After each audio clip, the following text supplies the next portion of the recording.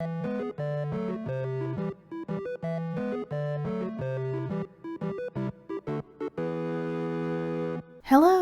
and welcome to Stephoodle. I am, proudly, Steph, and it's the last day of Pride Month. Though my local Pride celebration is at the end of July this year, so, it's kind of still ongoing.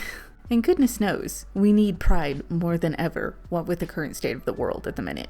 So a few of my fellow customizers and I got together to make fae folk inspired by the colors of various Pride flags. I chose the non-binary flag, as I myself am non-binary. That means I don't really identify with being a woman or a man. I'm just kind of a genderless blob. Not unlike Ditto from Pokemon. What an icon. I'll be using Tella from Cave Club for this custom. Cave Club dolls have such great proportions for fairies or pixies. I also decided to incorporate Tella's astronomy theme because I really want to use the crystal telescope she came with. I heat up the vinyl head with a hairdryer and remove it. Then I cut the hair off close to the scalp. With newer dolls like this, the hair is melted on the inside rather than glued. I like to squish the head around and break up the pieces inside to make them a little bit easier to remove later. I scrape the inside of the head with tweezers to dislodge the plugs. I tried to pull out everything through the neck hole, but it was just too small, so I sliced open the back of the head to remove the rest.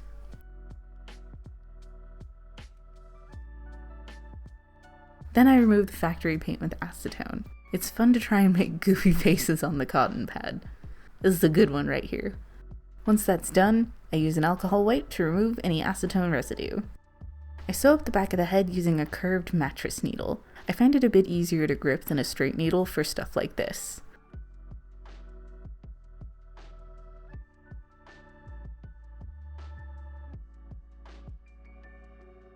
Once I've done all my stitches, I go back and tighten them, and knot the end.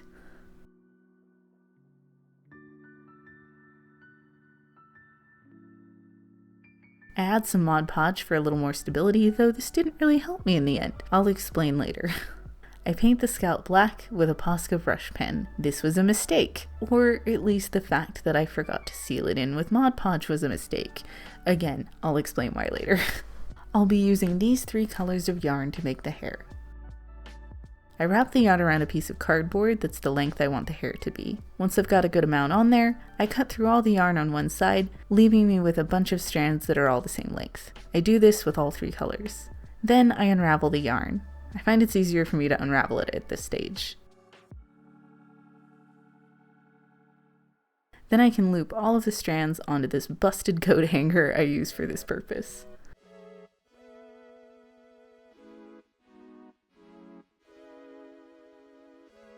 Once all the yarn is on the hanger, I can start brushing it out.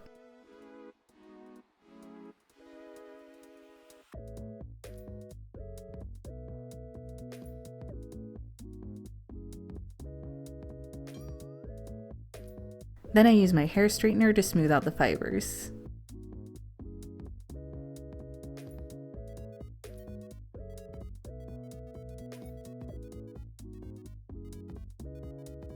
I keep working until all the yarn is silky and, well, looks like hair. Because I want to give this doll a mohawk, I felt the best course of action would be to reroot. I first mark out where I want the hair to be with some thin masking tape. You can already see the black paint coming off at this point. A bad omen of things to come. For rerooting, I use my hand drill and a needle with the eye cut open at an angle. I take a small bit of the yarn fiber, wrap it around my finger, and scoop it up with the needle. I pull the fiber so that the needle is holding it more towards the cut end.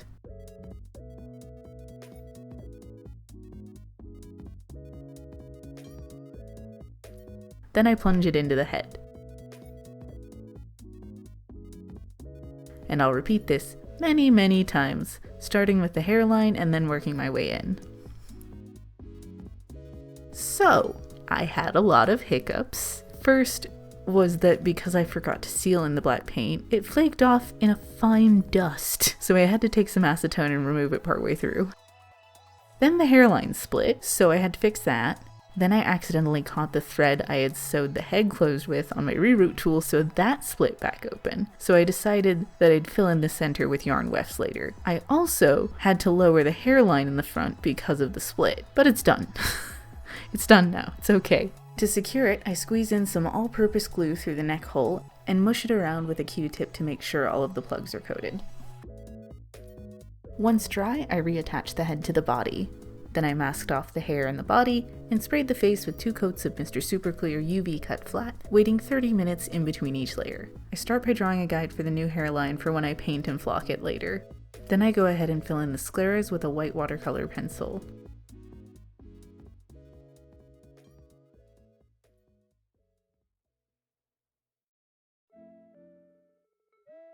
I sketch in the eyeliner and eyelid creases.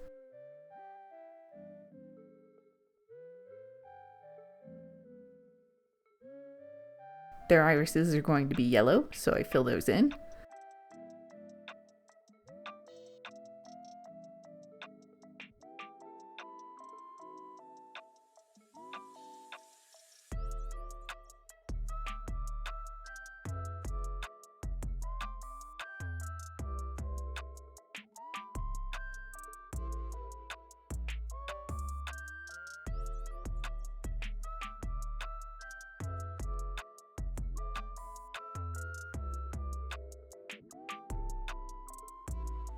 I use a magenta PanPastel for blush. And whenever I want to save my progress, or I can't build any more color, I spray a new layer of MSC. I was using up all my near empty cans on this doll. I really need to order some more soon. I keep working layer by layer, building up the colors as I go. I use black PanPastel to map out the eyebrows and define the shape afterward with a black watercolor pencil.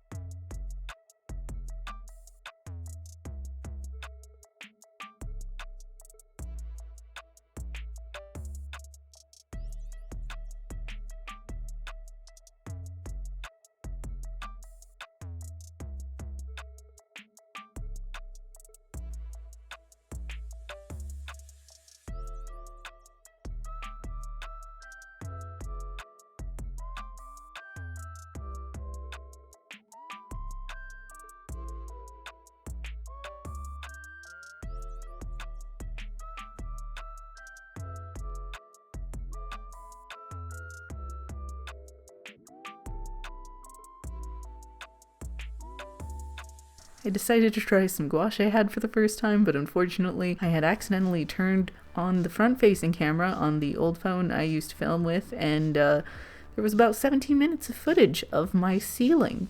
So that's fun. Anywho, I don't think I quite have the hang of gouache yet, but I'm getting there.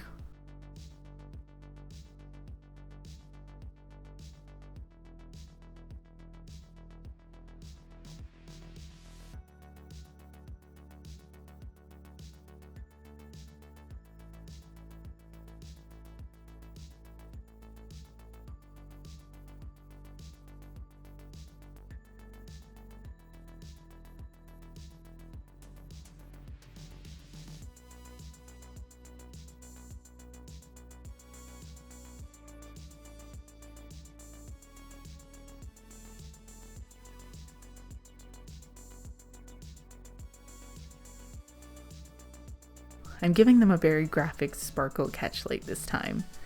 It took a lot of back and forth to get them just right, but I'm so happy with how they turned out.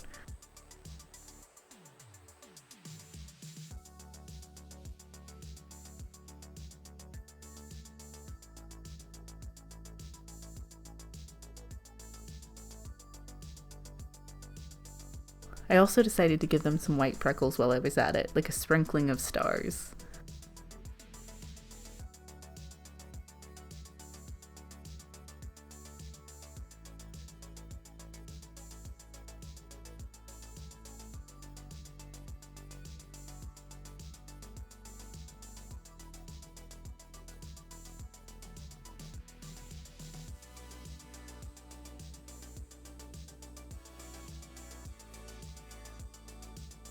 I add some purple highlights to their brows, and after some final dustings of sparkle in rose gold and blue russet, the face up is done, and I love it.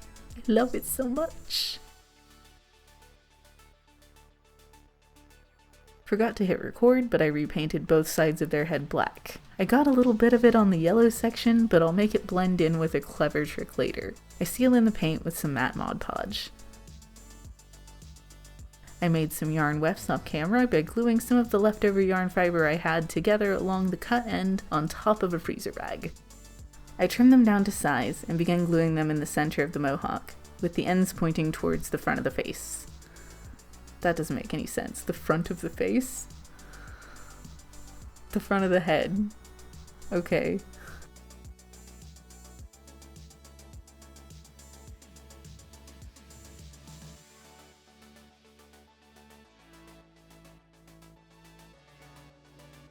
Once dry, I can comb the hair back into place.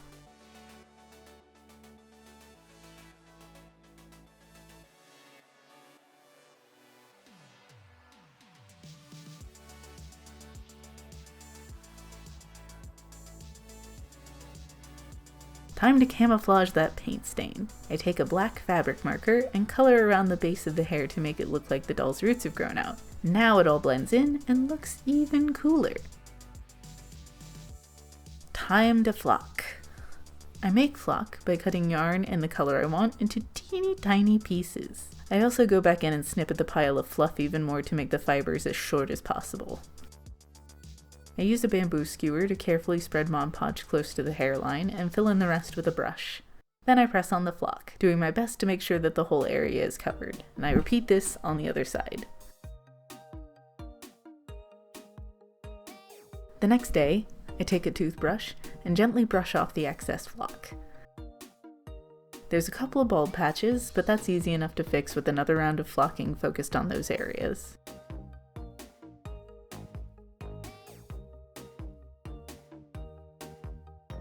I heat up a metal chopstick with my hair straightener and use that to help press the side pieces of hair down so that they lay close to the head rather than poofing out. Then I trim them down with an eyebrow razor. For the mohawk itself, I first chop the hair into roughly the right shape, and then point cut the heck out of it to feather it out.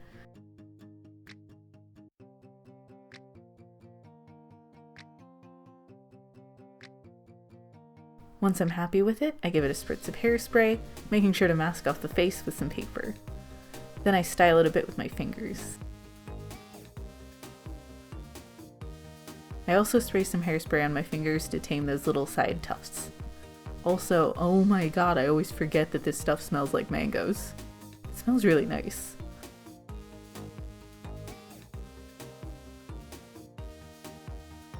I drafted a pattern for their shirt, and these are all the pieces. Before I sew them together though, I want to add a graphic to the front of the shirt. I place the front piece on a freezer bag and use washi tape to mark out a square. I mix acrylic paint with fabric medium and start painting. First black, and then I start adding purple and blending it out. I'm going for a galaxy vibe.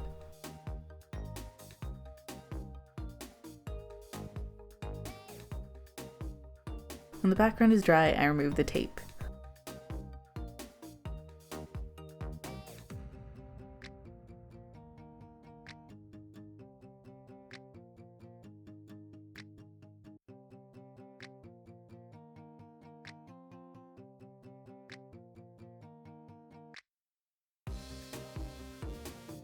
I use a circle template to draw a guideline for a planet with a Posca pen. Then I go over the lines with acrylic paint and add some stars with a dotting tool.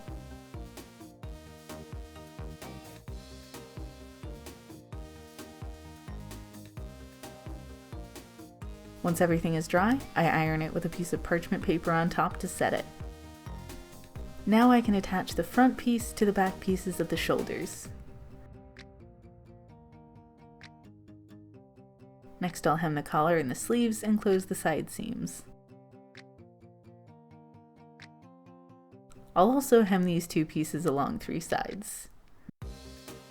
Now I can partially sew up the back seam, add the front and back lower pieces, and add a closure.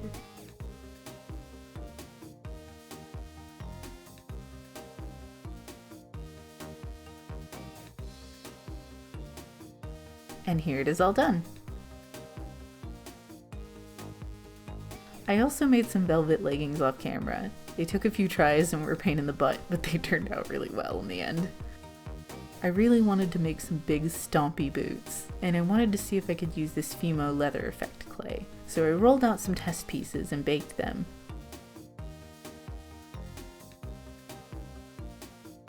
It comes out pretty flexible, and I couldn't really tear it, which really surprised me. Now, I had trouble with these shoes.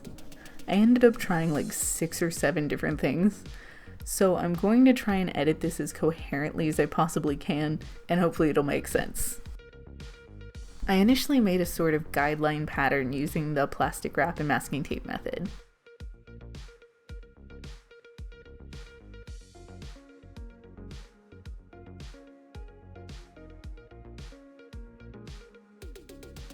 And these are the pieces after I traced them onto paper and cut them out.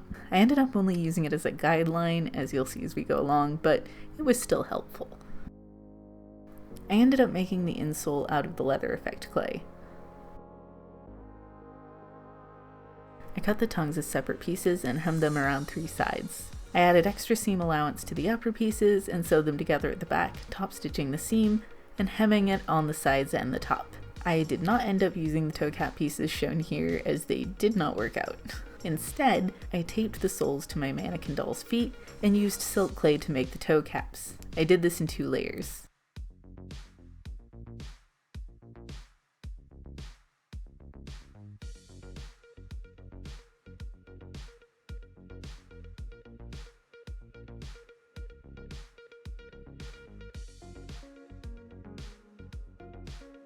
While that clay cures, let's have an intermission for the wings.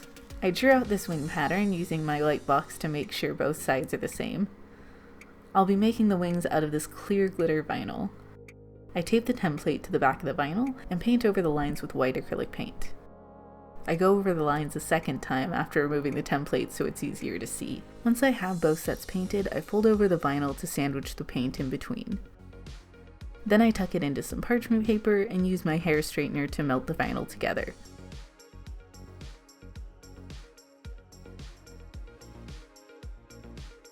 I cut it while it's still warm as this seals the edges properly.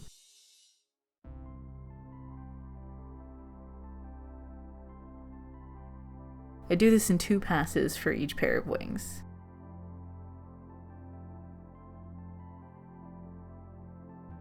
Once cool, I can stack the wings like this, and I'll attach them to the shirt. I sewed them down the center and also tacked them down in 2 places to make sure they don't flop around too much. And I really like how they turned out. Now, back to the boots. I gave the toe caps a couple of layers of Mod Podge to seal them in and help even out the texture a bit. Then I painted them with black acrylic paint and added gloss varnish to make them look like the fabric I'm using. I also start building the platforms, which will be made out of a bunch of craft foam cut to size and stacked. I score the surface of the craft foam to help the glue better adhere. Then I start gluing the layers together one by one, with each platform having 6 pieces.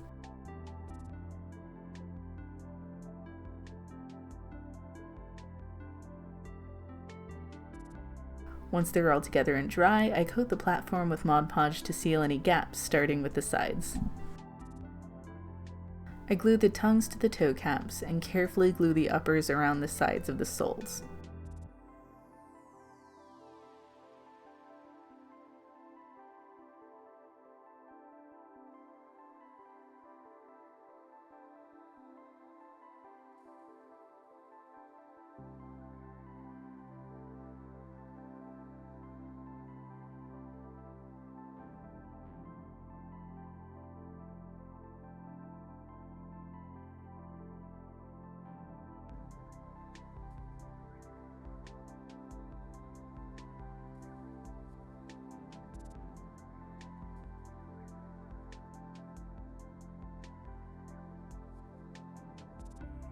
Once dry, I glue down the tabs from the uppers to the bottoms of the soles.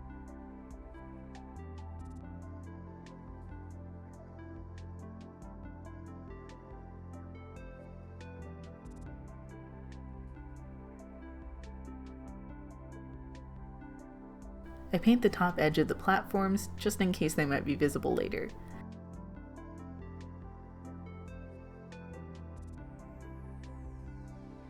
Then I glue the boots onto the platforms with hot glue.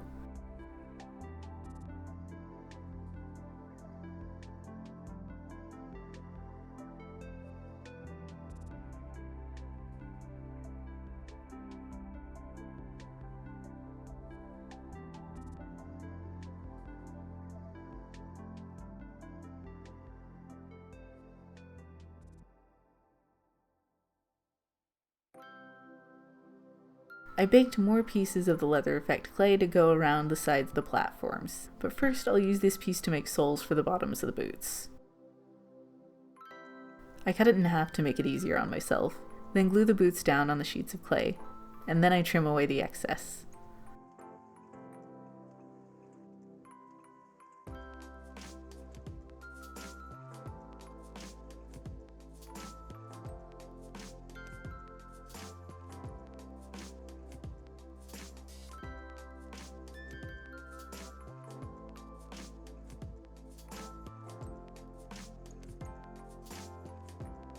Just to cover all my bases, I decided to paint the rest of the platform black at this point. I measure the height of the platform and cut a strip of the leather effect clay down to size.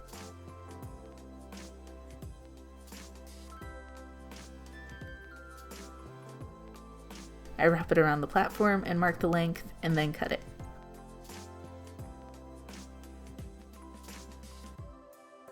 I use hot glue to attach the strips around the platforms encasing the foam.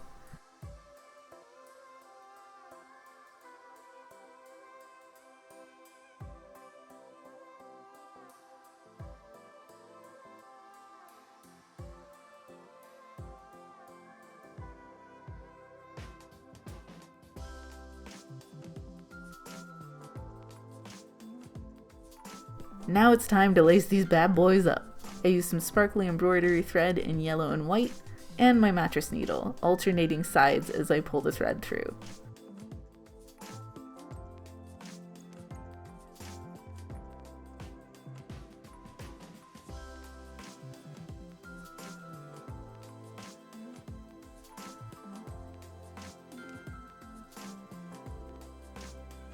I ended up tying them in square knots and coating the tails with tacky glue, which keeps them from unraveling and makes them hang more naturally. I almost forgot about the telescope. It's purple, but it's not quite the right shade of purple. So I gave it 2 coats of acrylic paint. Then I sprayed it with MSC, and I used my watercolor pencils to bring out the crystalline structure as best I could.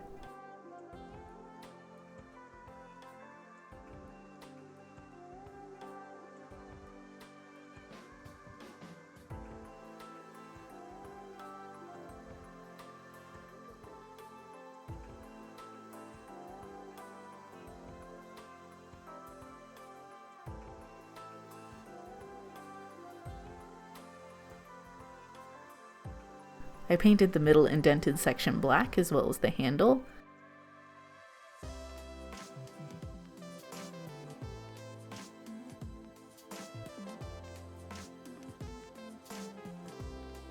And I painted the eyepiece and the frame around the lens gold.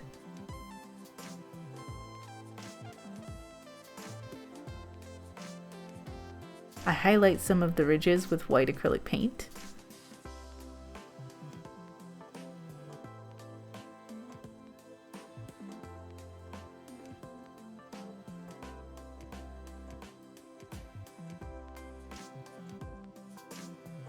And I coat the purple sections liberally with macropearl PearlEx powder. Then I gave it 2 coats of glossy varnish to make it nice and shiny. I made a strap out of gold chain, some jump rings, and a lobster clasp.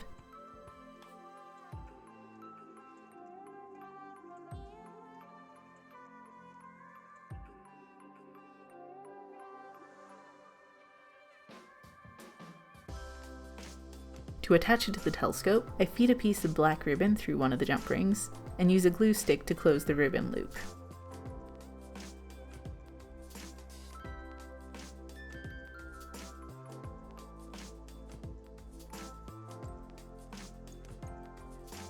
I measure it around the telescope and add another jump ring in the same way.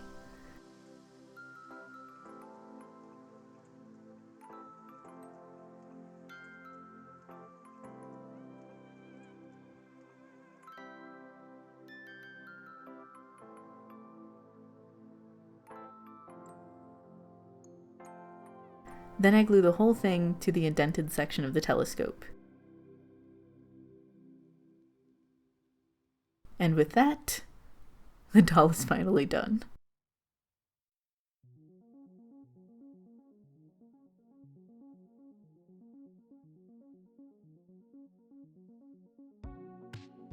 I decided to name them Polaris, as it fit the stargazing theme and maybe could also be about finding your own way through life, maybe. I think it works. What do you think of Polaris? Let me know in the comments down below. I'm really proud of how they came out despite all of the trouble I had making them. And make sure to check out the other videos in this collab from DollyAnna and I Could Do That DIY, and Starlight Dream Dolls, whose doll will be a little bit late, and special thanks to Rachel from BlurredColors Art, who had to drop out last minute but helped a lot with the organizing alongside DollyAnna. If you liked this video, give it a thumbs up, subscribe if you'd like to see more from me, and click the bell icon and turn on all notifications so you'll know whenever I post a new video. All of my social media will be linked down below. I am most active on Instagram, and if you really like what I do and you want to buy me a coffee, you can find the link to my Ko-fi tip jar down in the video description, or you can click the super thanks button right below this video. As I said at the beginning of this video, now more than ever, the entire LGBTQ+ community really needs support and action. If you are straight, or cisgender, or both, I am pleading with you to stand up and be present for the queer and trans people in your lives. Be loud, be vocal. It's really scary out there right now. And stay safe, y'all. Until next time, bye!